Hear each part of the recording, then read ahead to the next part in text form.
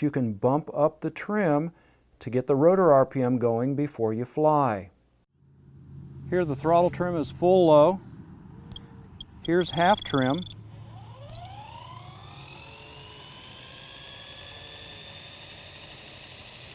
And here's full trim.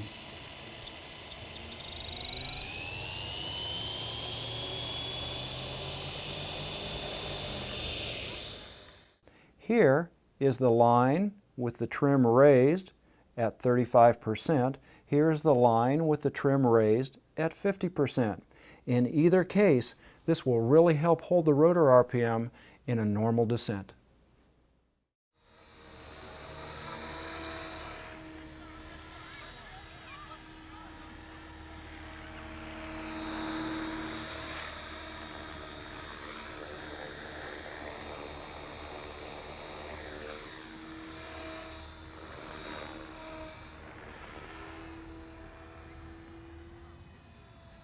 Notice the RPM. Notice how the RPM just really holds nice.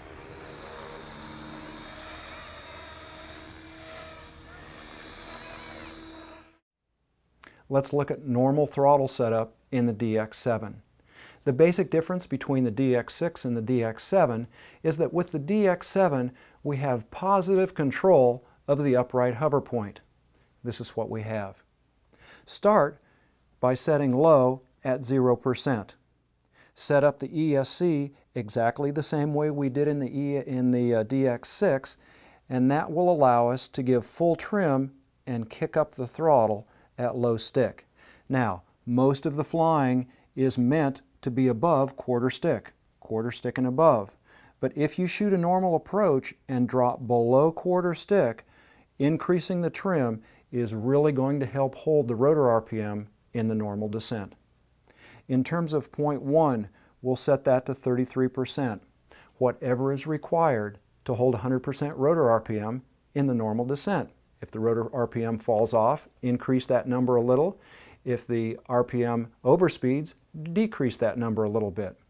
Half stick will be 0 degrees main rotor pitch, and we'll set that again, whatever is required to hold 100% rotor RPM in the descent.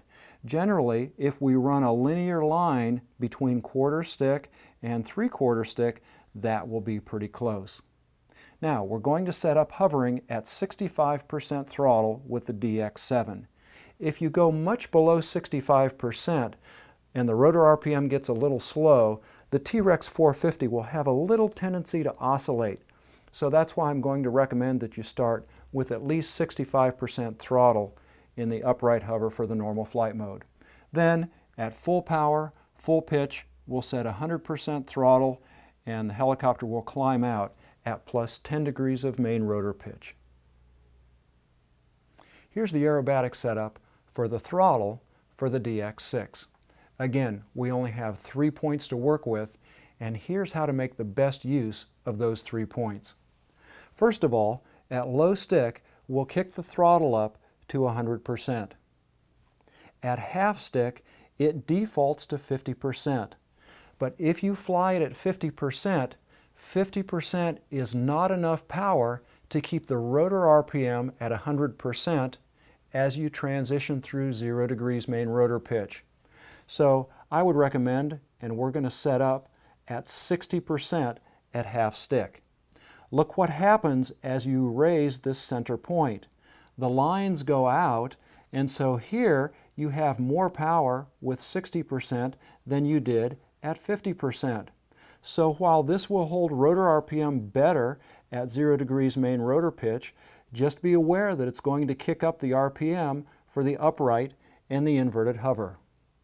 Finally, at high stick, we can just set up 100% throttle for the upright climb out. Let's take a look at the throttle curves in Flight Mode 1 and Flight Mode 2 for the DX7. Again, in the DX7, we have direct control of the inverted and upright hover points.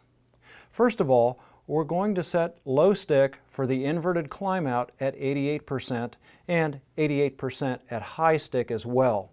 The reason that I'm only using 88% is that we're going to use 25% program mix, so that when the cyclic is neutral, we'll have 88% throttle, but then when I put in full cyclic deflection, that will kick the throttle all the way to 100%, and you can see this if you look at the servo monitor in the DX7.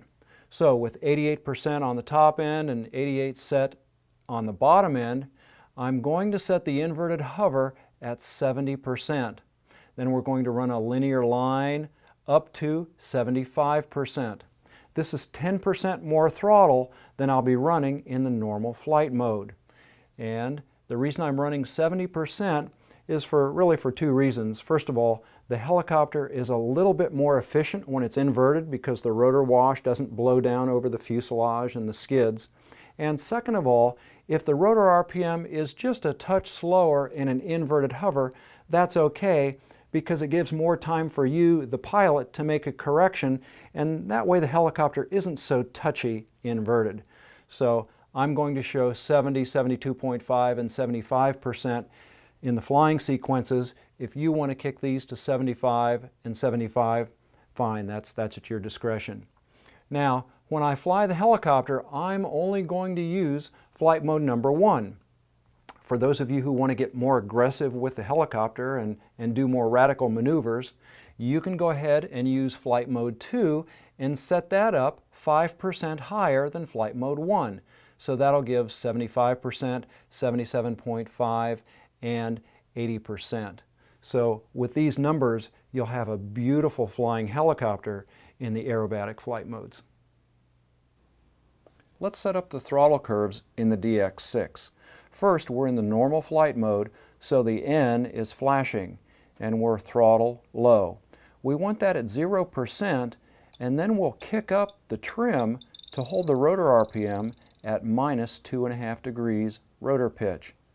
Then, for the half stick position, 50% will give a pretty high rotor RPM for the upright hover at 3/4 stick, and we can bump this down to about 35%, which will give a more moderate rotor RPM. That's what I prefer, so I'd recommend that you start with 35%. From there, a full power climb out at 100%, and now we've rolled all the way around in the normal throttle menu. Now, for the stunt menu, or idle up 1, or flight mode 1, again, different terminology for all the same thing. If I go into flight mode 1, the stunt mode will flash. For the low, we want 100% for an inverted climb out.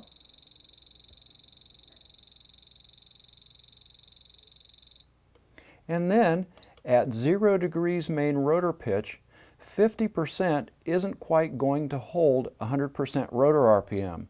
So we want to kick this up to about 60. If you want a little higher rotor RPM for the upright hover and for the inverted hover, you could kick this up to 70%. From here, the high throttle in the stunt flight mode is automatically set to 100%. So when I hit the button down, this is going to roll around back to throttle low in the stunt mode. And that will finish up the throttle curves for the DX6. Now let's set up the throttle curves in the DX7. First, the normal throttle curve. We want 0% at low stick, and then we'll use trim to kick up the throttle between low stick and 0.1 or quarter stick. So then for 0.1, we're going to set this at 33%. Again, we want to use whatever is required to hold 100% rotor RPM in the normal descent.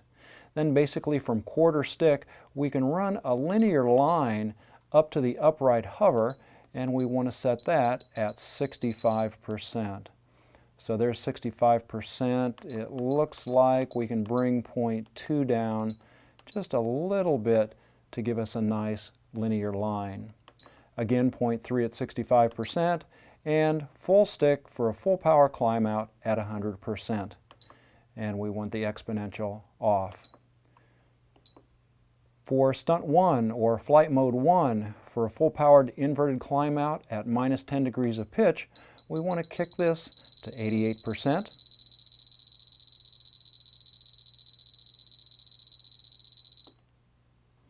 And then for the inverted hover, we want to use 70%. And then run a linear line. So that's going to be 72.5. And then for the upright hover at 75%. And then a full power climb out at 88%. And the exponential is off.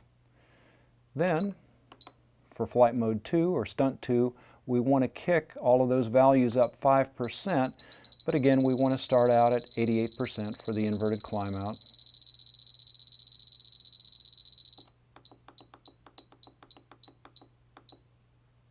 And then for the inverted hover, 75%, 77.5 at 0 degrees main rotor pitch,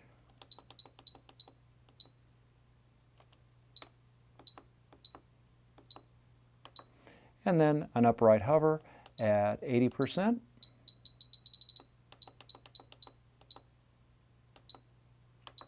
and then the full power climb out at 88%.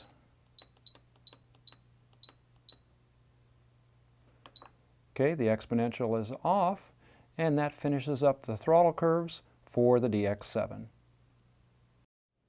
Here are the pitch curves for the DX6 in the normal flight mode. First of all, if you're a novice with no computer simulator experience, set 0 degrees main rotor pitch at low stick. Then, at half stick, set 0 degrees main rotor pitch as well. Notice that nothing will happen to the collective pitch between low and half stick. The only thing that's going to happen is that the rotor RPM will spool up because we're adding more throttle as we transition up to half stick. With 0 degrees set at half stick, we'll set plus 10 degrees up at full stick. Now, halfway between 0 and plus 10 is 5 degrees, and so the helicopter is automatically going to hover at 5 degrees of pitch at 3/4 stick. Finally, once you can lift off and land the helicopter at will, go ahead and drop the low setting down to minus 2.5 degrees pitch. That'll give beautiful, normal descents without the helicopter getting too touchy in a hover.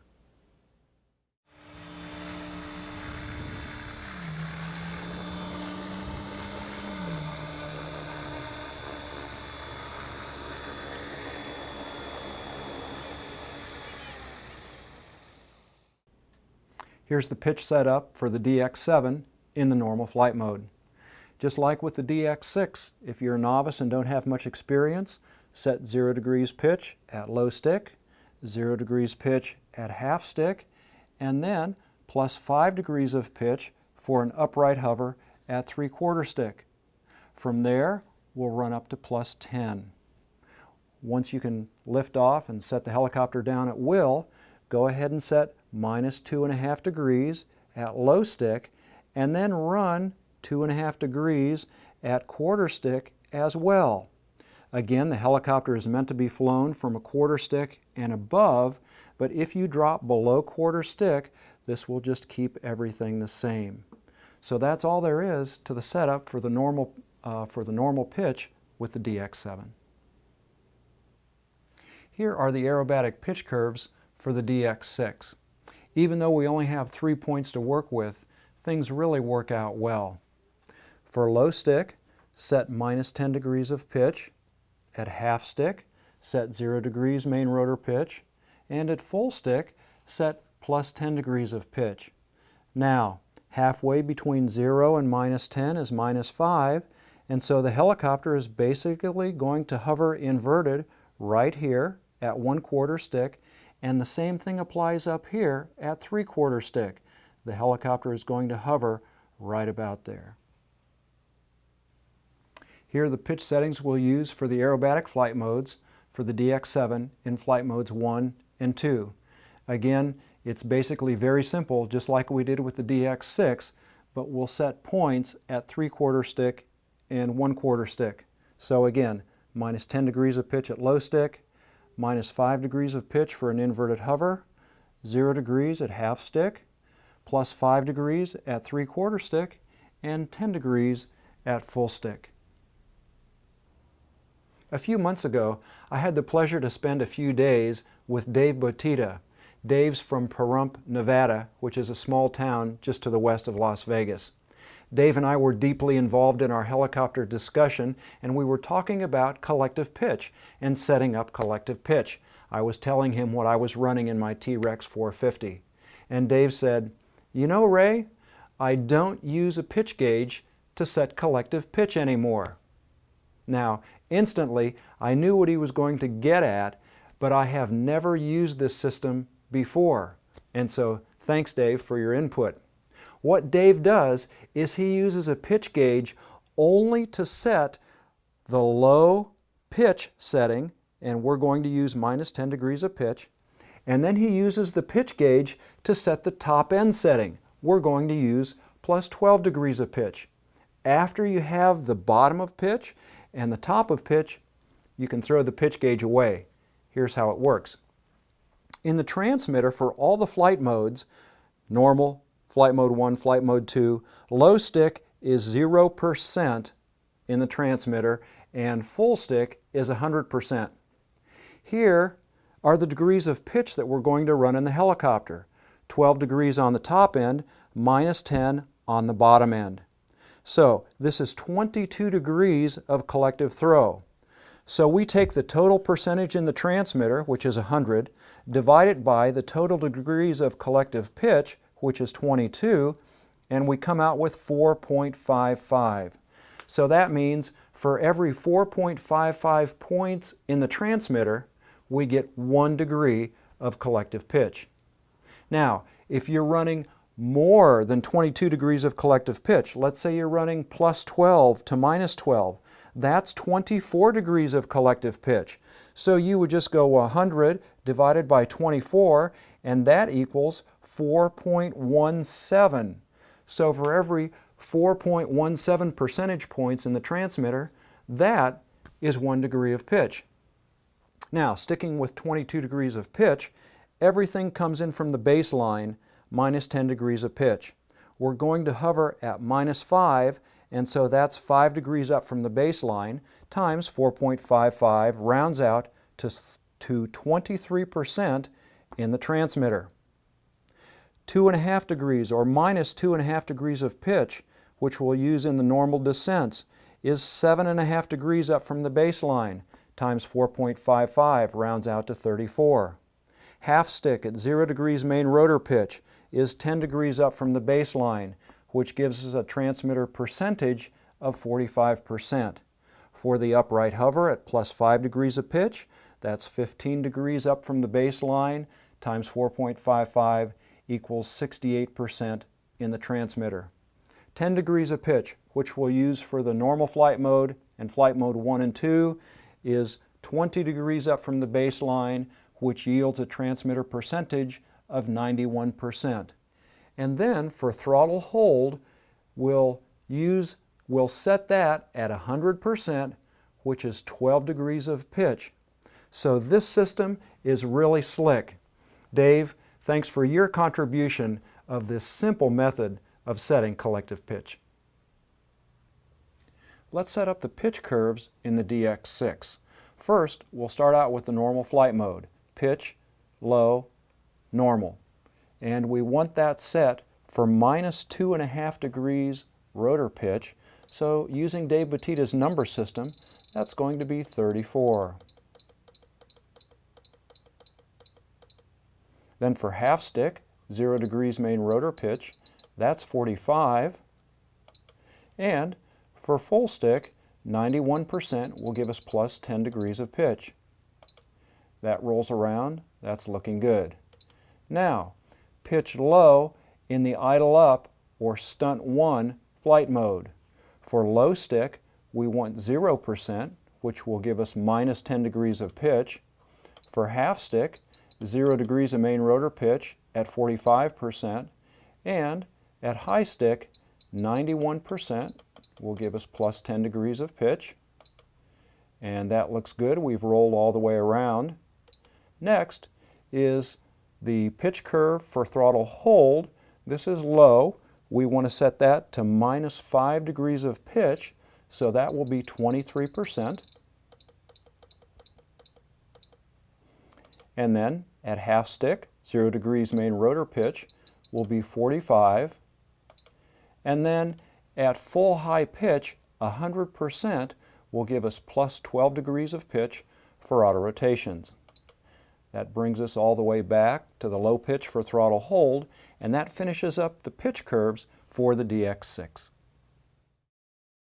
For the pitch curve in the normal flight mode, we want this to be minus 2.5 degrees of pitch, and we're going to use Dave Botita's number system to set up all the numbers.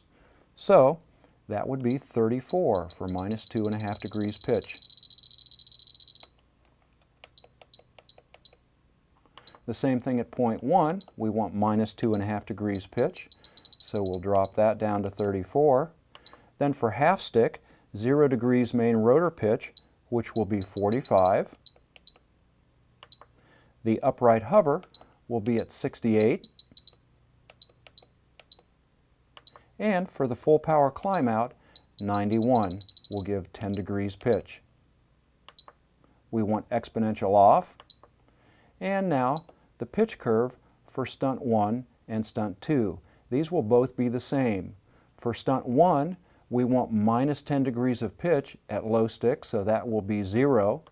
Then for the inverted hover, we want 23. That'll give minus 5 degrees of pitch. 0 degrees of pitch at half stick, which will be 45. The upright hover at 68. And the full power climb out at 91. Exponential is off, and then you can set up the pitch curve for stunt 2 exactly the same way that I just set up the pitch curve for stunt 1. After that is the pitch curve for throttle hold. Now we're going to start for our auto rotations with minus 5 degrees of pitch at the bottom. So we'll kick this up to 23. Then we're going to run a linear line between low stick and the upright hover point. So what we'll do is we'll set 68%, and then at full stick we'll run 100%, which gives us 12 degrees of pitch, and then we'll go back and just fine-tune point 1 and 2 so that it gives us a nice linear line, and that looks pretty good. Exponential is off, and that will finish up the pitch curves for the DX7. The DX6 and the DX7 both have RevoMix, and because they have RevoMix, I feel obligated to tell you how they work, or rather how they don't work. Now, you'll never need RevoMix with a heading hold gyro, and with that heading hold gyro, the RevoMix numbers must be 0. About the only time that you would need RevoMix is with a scale helicopter.